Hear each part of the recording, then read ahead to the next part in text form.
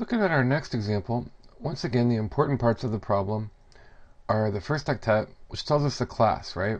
1 to 126 class A, 127 loopback, 128 to 191 class B, so we know that's class B. Now the normal CIDR for class B would be CIDR 16, right? Because the normal subnet mask would be 255.255.0.0, so 2 octets, 2 bytes, 16 bits. If I see a CIDR notation of 20, I know that in addition to the normal 16, I'm subnetting 4 bits.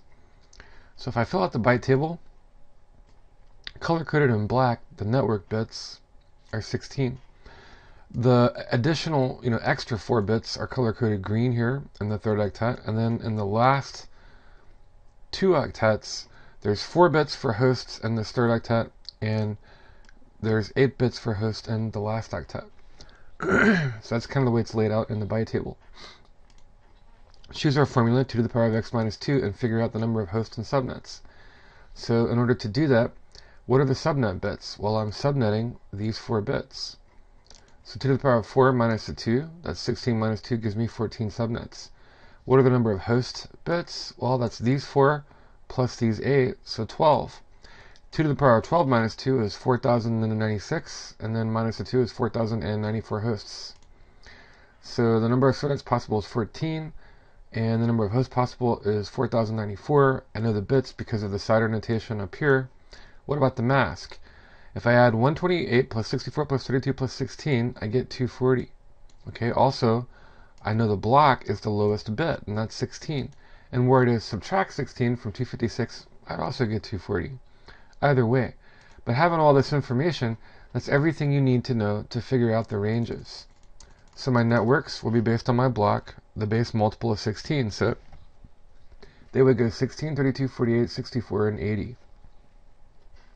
My broadcast would simply be 1 less. Okay, so 32, if that's the next network, 1 less is 31. Now, how do I know, whether or not to flip, okay, I know I'm doing that in the third octet, and I know I'm flipping on all the bits here for the broadcast, but how do we know that? Again, we want to examine this in the byte table, kind of put it under a microscope and see how it works. So let's look at our first network. We won't worry about these first 2 bytes because that's the network part. But let's start with the subnet part here. So how would that look, or how would that be? All these bits would be turned off, and then the very first network, 16, based on a multiple of 16, a block value of 16, well, that bit would be turned on. And then to be the network, all the other bits would have to be turned off, right? And so that's what we do. We have 150.3. This part remains unchanged. That's the network part. 153. And then 16, well, that's with our 16, bit turned on. And then all the other bits turned off. That's the network part. Now, how do we know the broadcast? Well, okay, we know that this is going to be 155, right? Because I have to turn all the host bits on. So that means I've got to turn all these guys on. But this is class B, it's not class C. So, and we've got more than 1 octet involved in terms of our host bits. So I'd have to turn all these on. That would be a 255. But I also have these 4 bits here that are part of host. So I'd have to turn all those on as well. And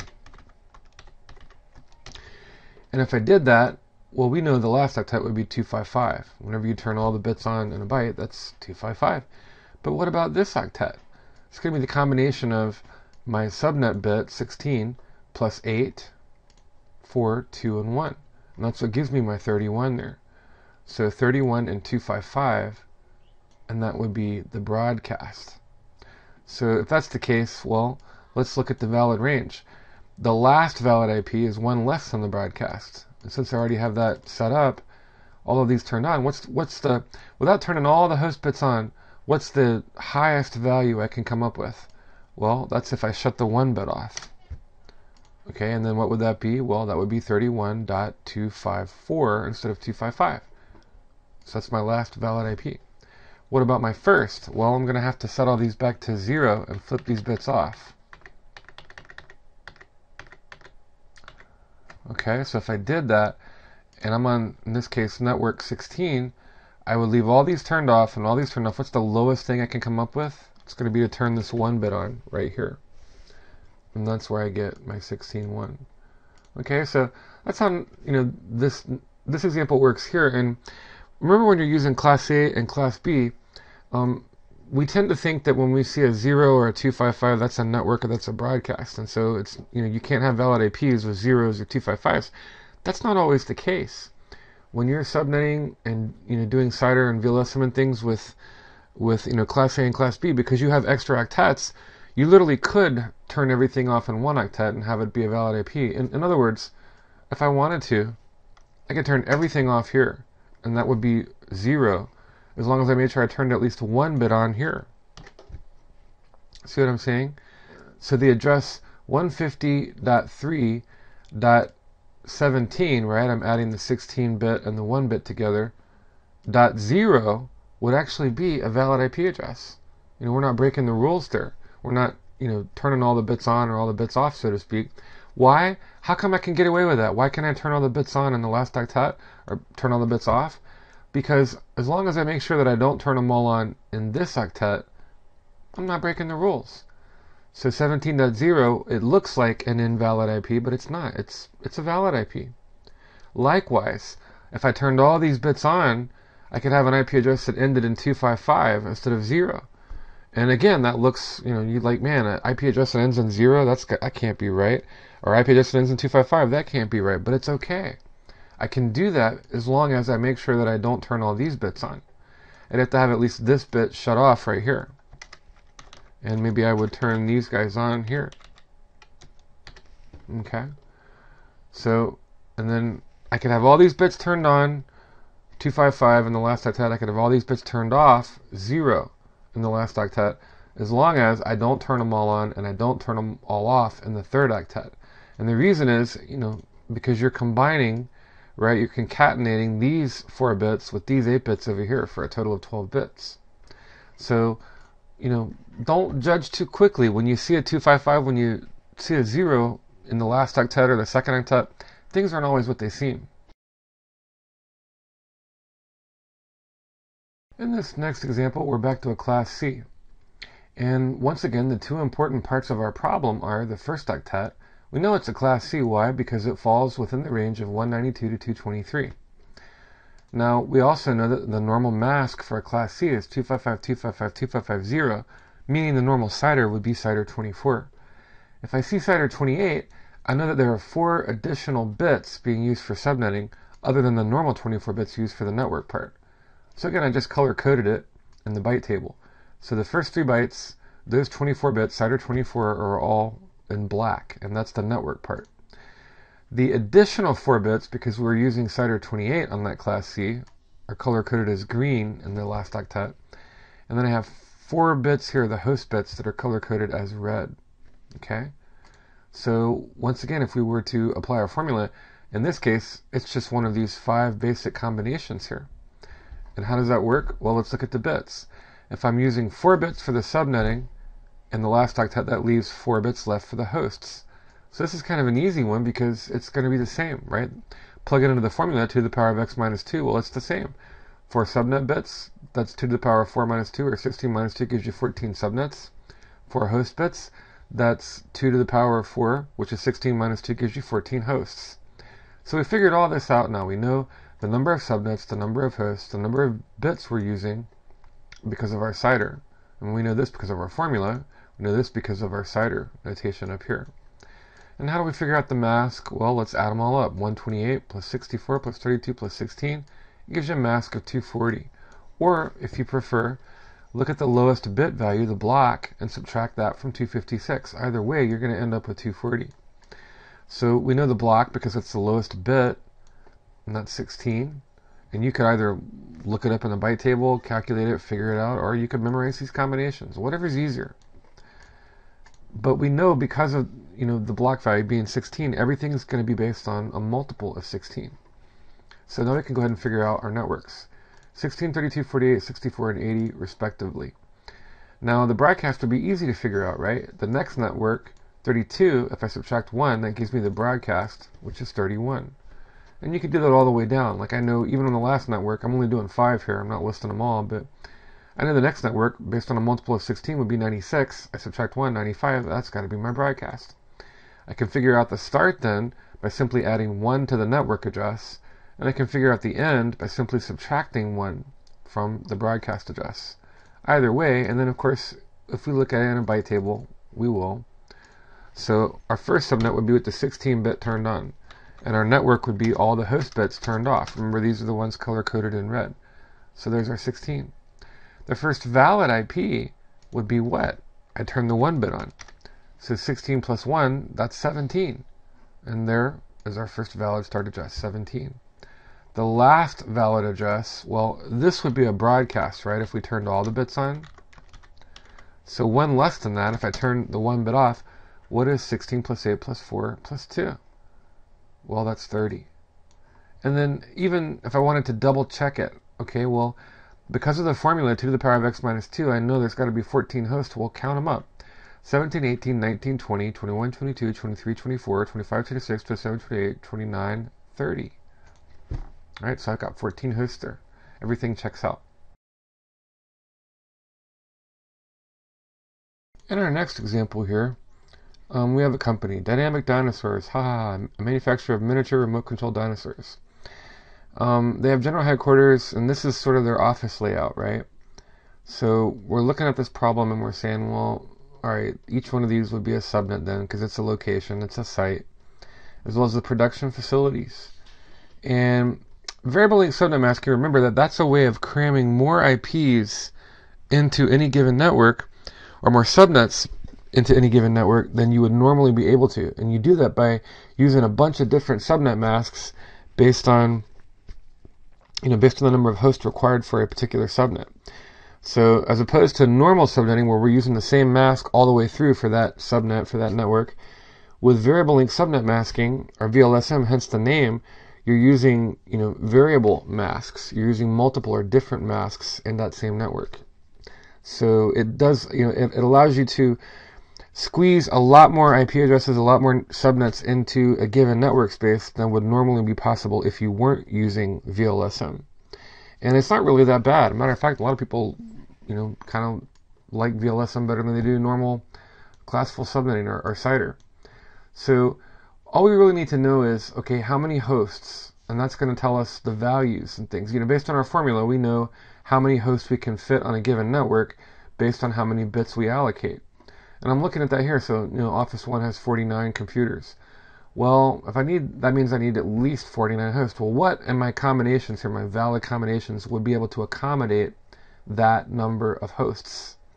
Well, in this case, I don't have this option. It just won't give me enough hosts. None of the other ones will either.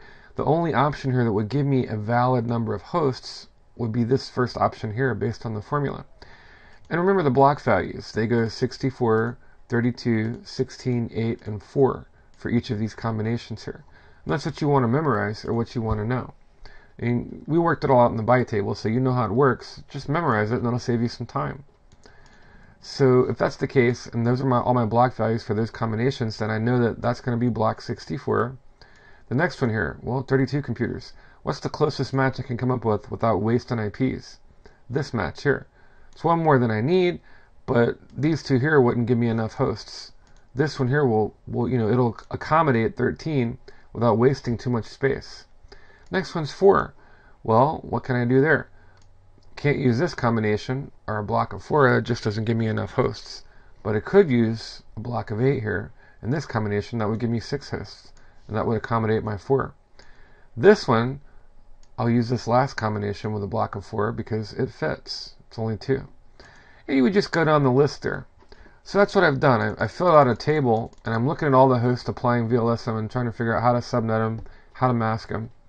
So I would fill out the table, and I'd put all the hosts needed, and I've just kind of color-coded it here. When I figure that out, I want to figure out the block necessary to cover it and the host that it provides, and that's all based on your formula, 2 to the power of x minus 2, all these combinations up here. So that's easy to figure out in the chart. And I just went all the way down the chart and figured these columns out based on what I needed here, just trying to match them closely and waste as few IP addresses as possible. And once you figure those two columns out, you know the corresponding mask that goes with it, be it 192, 240, 248, 252, or 224. And then also you know the CIDR. It depends on the class, but if I'm doing VLSM with a Class C address, then everything's going to be based on CIDR 24 plus whatever I'm subnetting on.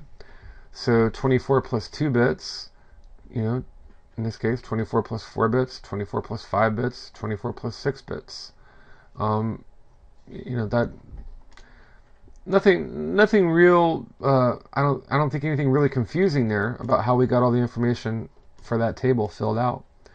But once we do this, now the rest is pretty easy, and I don't think that filling out the table was probably that hard either.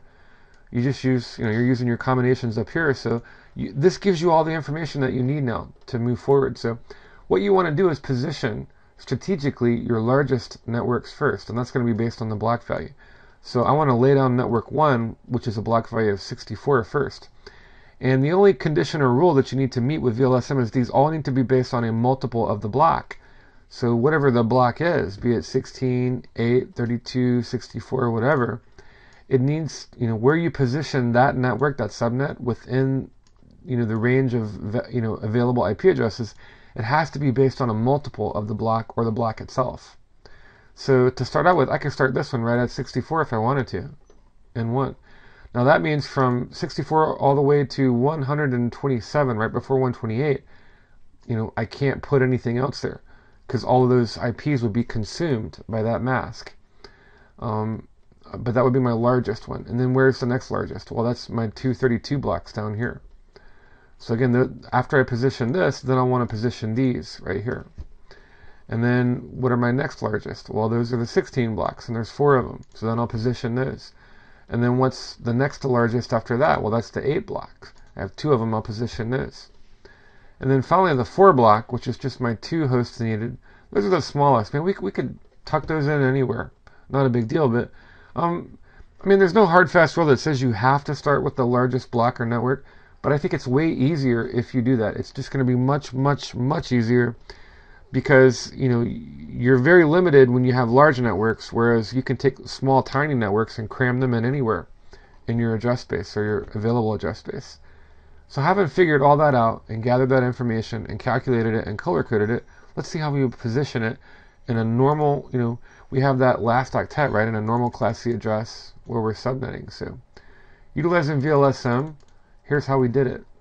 The first thing I did is I laid down my largest network, the 64 block at 64, and that was 64 to 127. Then my next 2 largest networks were the 32 blocks, and I positioned them at 128 and 32. And then the next largest networks were the 16s, so I positioned them, respectively at 8, and actually that should be an 8 there. Oops, typo. But in this case, my next 2 there were 4 16s, so they went here on a base multiple of 16, and then 160, 176, and 192.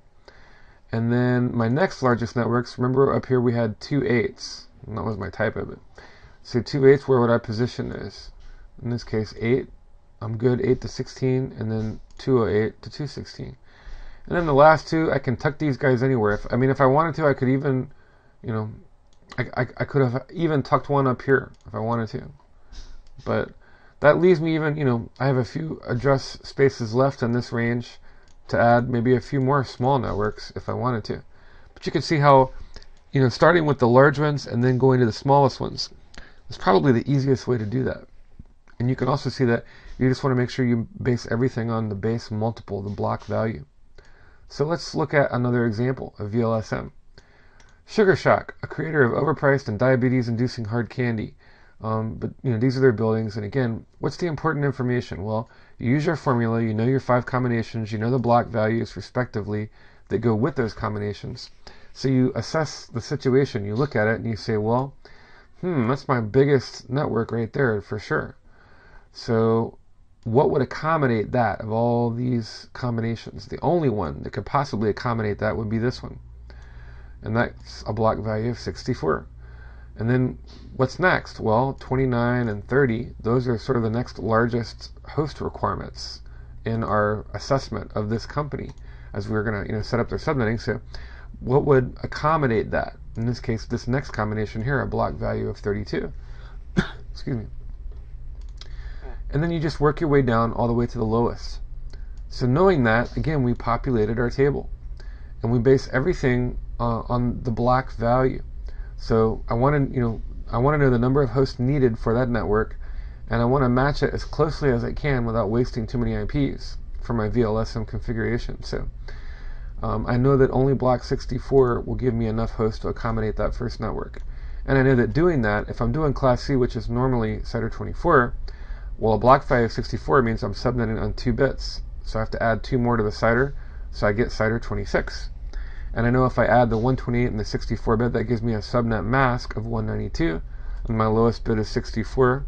We know all this information again because of these combinations up here.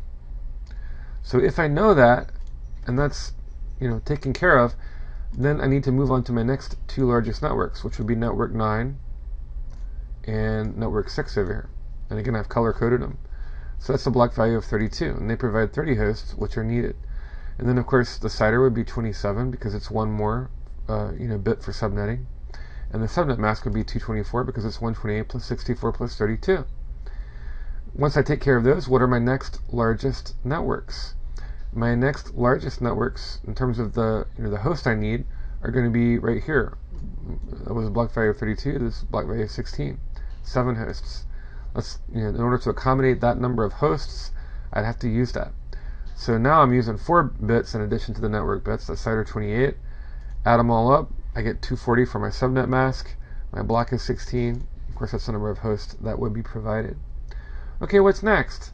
My next largest or more demanding networks would require a block of 8 to accommodate these hosts, up to 6 hosts. So again, that gives me CIDR 30 because I'm adding 1 more bit, and 252 because I'm adding 128 plus 64 plus 32 and plus 8 and plus 4. And that's going to give me the host provided and the block value. Okay, so for 8 and for 4 there. So if I figured all that out and I have all that information, I want to start with my largest networks. So once again, my largest network being network 1, block value of 64. So 64 to 127 is consumed. I can't put anything there. Then I'll start with my next largest networks, in this case 32 and 32. I've taken care of those. And then I'll start with my next largest networks, my 16. And then my next largest network, which will be 8s. And then my smallest networks, which will be based on block values of 4. And once again, if I wanted to, I could take one of these, and tuck them over here, since the block value is only 4. But that'll kind of give you an idea of how VLSM works and how you would calculate and figure out all this information on your tables based on your combinations when you assess a particular company or situation and you're trying to plan out the subnetting for your network designs.